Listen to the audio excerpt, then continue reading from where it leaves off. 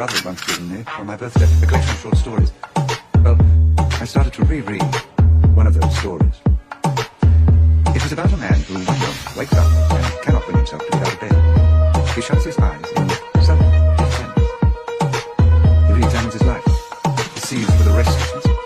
He packs his bags, cuts all ties, can no longer live among the people he knows. They paralyze him. He is moneyed. He goes to Rome.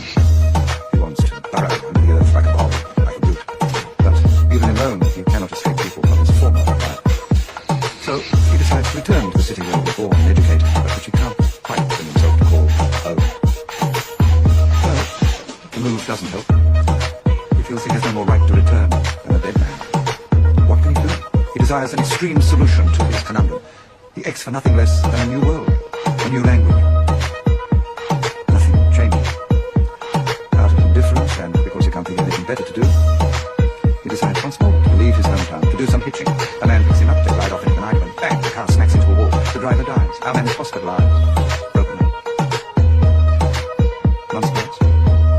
His wounds heal. Now he wishes for life. He has a confidence in himself, in things he doesn't have to explain, things like the pores in his skin. All things corporeal. He can't wait to get out of the hospital, away from the infirm and the moribund. I say unto thee, rise up and walk. None of your bones are broken. See it? When I read those words, rise up and walk, none of your bones are broken, I felt a tremendous sadness. Do you know what the opening of the story is? When a man enters his 30th year, people will not stop calling him young. 30. I've been given the book for my 30th birthday. The 30th year by 𝘼𝙝𝙗𝙗. So, I had heard. I had been told. I knew all along, even if I didn't really know. The great true things are unsurprising. But what did I do? I carried on. I carried on beautifully. We were the happy couple, Elizabeth and I, that's how I saw it. But in truth, I did not cherish my wife. And I did not cherish my friends. Or even my children. I just carried on. I was a success. I made my way. But with each step, I cringed. I was on the back foot.